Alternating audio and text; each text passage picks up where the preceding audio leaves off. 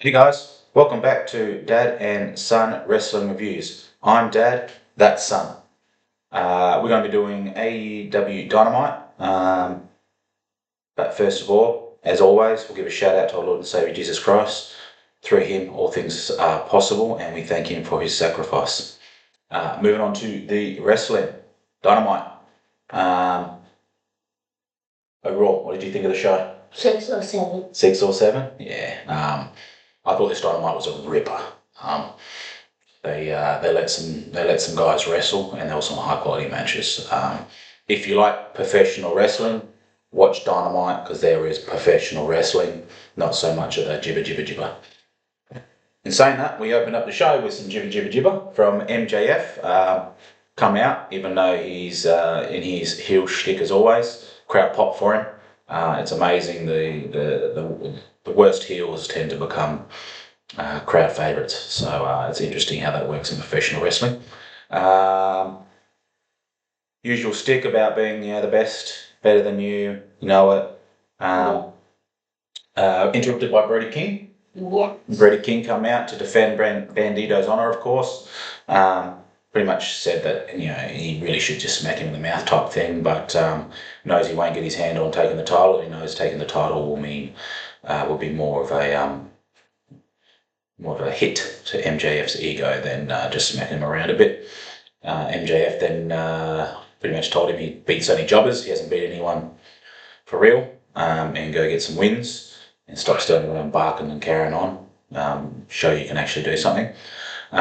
Legitimate thing to say, really, because Brody King and Bandito as a tag team won some great matches, but I haven't seen Brody King do the singles thing and really step out for a little bit. So I thought that was a way of sort of sliding, a little bit into the internet narrative where Brody King these pushes are being back and forth. Maybe they use this sort of as a little flag to say, hey, it's time for him to go. Good old fashioned big guy. They need more of him in AEW. What would you rate it? 6 or 7. 6 or 7. MJF promos are always good, even if they can be a little bit repetitive sometimes, in terms of the content. But he just is so good with that character. He seems to always get something going. We then went into the trios title recap. Obviously, Hangman Page and Jet Speed come out as your trios title winners after Collision. Obviously, we don't review Collision. There's a lot of pro wrestling. We don't do TNA. Or New Japan Wrestling. Or not Japan Wrestling either yet. We've given our lives over to the Lord, so there's only so much time for professional wrestling. This is a fun thing for us. We obviously are very heavily into our faith and spend a lot of time with that. So, Powerhouse Hobbs appears to have decided to leave AEW for whatever reasons, career, personal, whatever. Probably end up in WWE by the sounds of the dirt sheets.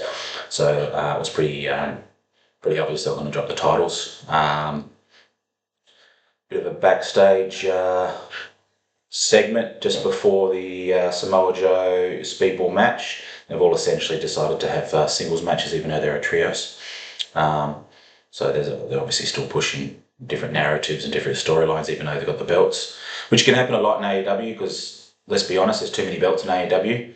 But at the same time, it does allow storylines to be created without having to have too much story. It's just these guys want a contender match, just have a bam boom. There's 30 minutes of showing these guys athleticism. There's criticism on that, obviously, from a lot of people on the internet and stuff. Which is fair enough. We've been fed the WWE narrative for 30 odd years that everything has to have a promo and a story. We can't just have your good old fashioned wrestling. But for someone like me that's just wants to watch wrestling sometimes and not the jibber, I prefer that. So, how would you rate the Speedball Samoa Joe match? 6 or 7. Yeah. How did you think of Speedball? Did they present him pretty good? Yeah. Joe's obviously a big, tough submission machine, but his shtick at the moment is definitely having his goons help him, which plays into it like he's more of the end of his stint as a top guy type thing, so that helps keep him thereabouts. Kind of what Chris Jericho was doing when he was doing the Le Champion and stuff, having interference and stuff like that. Still at the top, but needs someone just to get him over the line, which works, gets crowd into it, has storylines with it. Speedball looked like a beast. He's athletic as well, so it's great to see him. Great to have a match of this standard in the first hour, so it was brilliant to get people amped up. Crowd was hot for it. Crowd was hot all night, so they're doing the right things at the moment to get those local crowds going. It looked like a pack house wherever they were.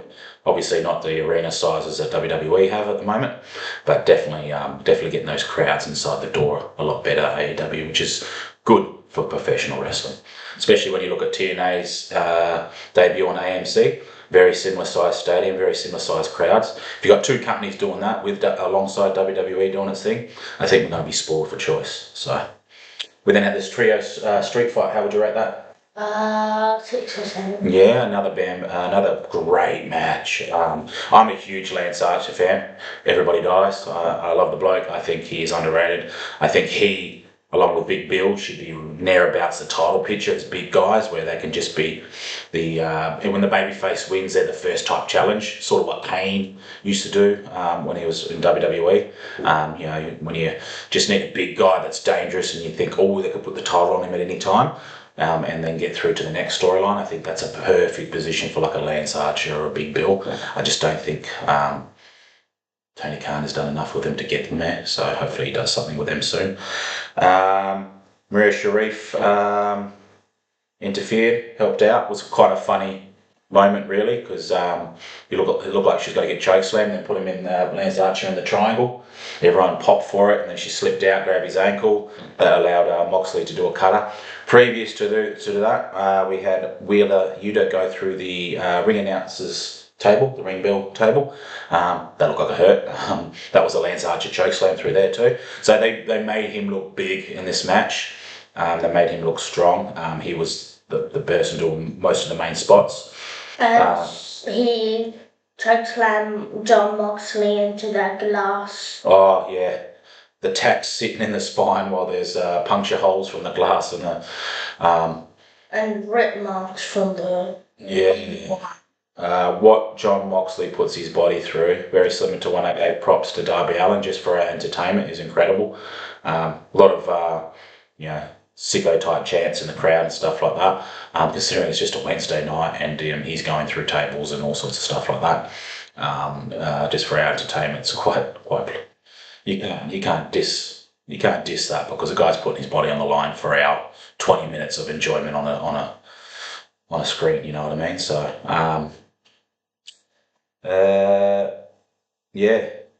hell of a match. He gave it 6 or 7. We then moved into a Triangle of Madness promo. Tekla, I think, is money. She does pretty good promos. She can wrestle. Her little goons, Julia Hart and Sky Blue, are trying hard. Obviously, they need more reps, but we're going to get them all in singles matches throughout Collision and Dynamite over the next 2 weeks. Tekla will obviously having a title match against Statlander. Good promo. What would you rate it? 4. 4? Yeah. Just builds a storyline between her and Stat and the Babes of Wrath. We all know the criticism of Dynamite where there's only one females match and then you maybe get one female promo. Same thing happened on this show. Collision tends to have a lot more of it, but for whatever reason, they've just decided that women can only have one match on Dynamite at the moment. So I'll leave that at that one. It's been spoken about enough on the internet so far. So if you've got any specific thoughts, we're more than happy to see your comments and let us know what you think as well. Then we went into the tag match. Stokely in the wheelchair. He's got a website. Go visit it. He wants donations to pimp out his wheelchair. Funny stuff. Stokely's one of the best managers in professional wrestling at the moment. FTR versus I'd have to apologise. I've forgotten one of the new guys. It was Alex Oliver or something like that. Oh, see, my professional wrestling journalistic son here remembers every name of everybody. I wish he'd do his mathematics stuff just as good. Yeah, You did. You're a very smart boy. Thank you. FTR won. The new boys showed what they've got. You can understand why they were signed and put straight onto Dynamite. MJF had a match with one of them on the Indies. That was when they announced they were signed. It's poof, they're on Dynamite like a week later or whatever. So there are obviously some high hopes for them. They looked great. Flippy dippy stuff all over the place. Very AEW tag team excitement machine. So we'll look forward to seeing what happens there. Then we had Statlander, Willow, and Cameron, Harley Cameron promo. Not much to it. What would you rate it? 4. Oh, sorry. What would you rate the tag team match? My apologies. 6 or 7. 6 or 7, yeah. FTR make everyone look good. FTR are the best tag team, except the Young Bucks in my book. The Young Bucks will always be the best tag team to me. Then we had the backstage segment. Not much to it. That set up the matches. Same thing for the next 2 shows. Should get some more females on the programs, which will be good for them. Get the reps in and get better, obviously. Then we had Kenny Omega, the man, the myth, the legend. It was great to see him on Dynamite Wrestling versus Josh Alexander. These two went hard, eh? Well, what would you rate this? 6 or 7. Yeah. To me, this felt mid-card pay-per-view level. They've got another level to them, both these fellas. You can't give everyone everything on Dynamite, but it was a hell of a match. If you do anything this week, see it. There's a pre-match beatdown. Josh Alexander came out during Kenny Omega's entrance, tried to get the jump on him. Looked like there was going to be a spot where he was going to pile drive him on the concrete again. And it ended up being a snapdragon suplex by Kenny, which was Lucky good. he did. Kenny didn't actually make him land on his neck. No, yeah, the replays, the commentary were like, oh, his neck, but you could see that it was very safely done through the replays. And on his back. Yeah, these two they're just absolute athletes. Josh Alexander's got himself into just epic leanness and shape. He must be like 1% body fat. It's crazy. And Kenny Omega looked great. Looks better than he has for a very long time. So whatever he's doing, he's obviously healthy and happy, and that's always positive to see. Then we had the women's tag team, which was the only female match on the show. It was Bane and Ford versus Timeless. What do they call themselves? Timeless Love Bombs. Yeah. Tony Storm and Mira Shirakawa. How would you rate the match? 4. 4. All 4 of these women worked hard. Penelope Ford's probably just 1 step down, but the other 3 future. They're going to be in the main scene for that company for a long time. Going to all go. Maria Shafif came out, did the mother's milk choke on Tony Storm on the outside, progressed their storyline. They got the heels got the win, stood tall. I think they're the ones that go on to the Babes of Wrath. I don't think you want babyface versus babyface again, so it was a logical way to build those wins to get to the title.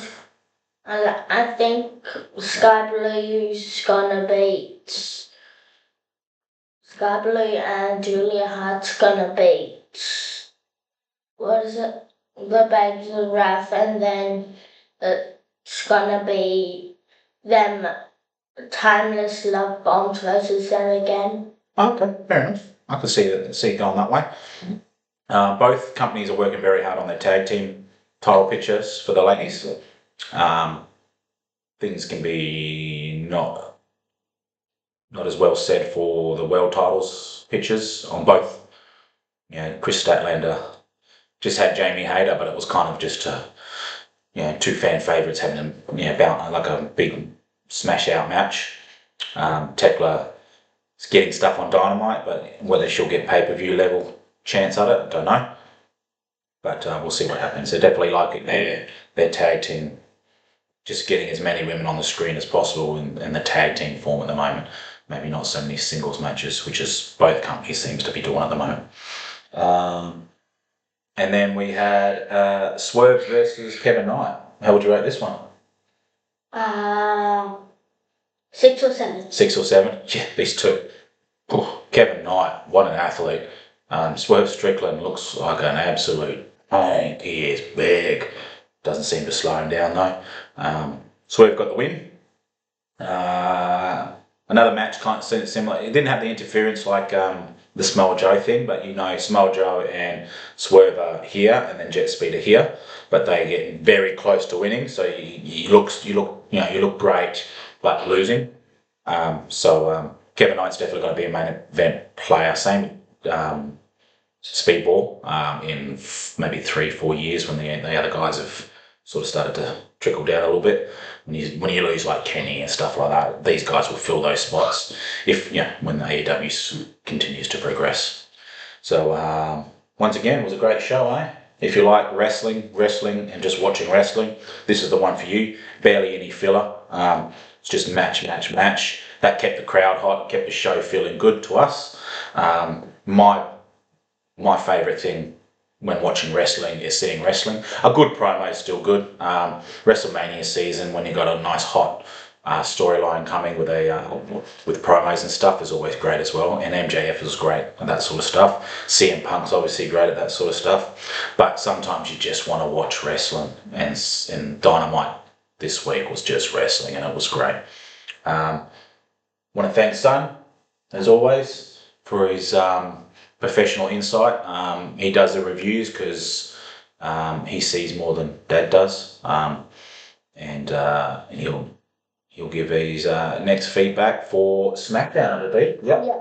So we've got a big weekend of content coming up for us. We've got SmackDown. We'll be doing Saturday Night Main Event, and then following Saturday Night Main Event, we're going to give our Raw Rumble predictions. So we look forward to getting a fair bit of content out to you guys over the weekend. Thank you that everyone subscribed, has viewed, and has liked our videos so far. Anything from you? God bless, and please like and subscribe if you haven't. Awesome. Great way to end the video. Thanks, guys.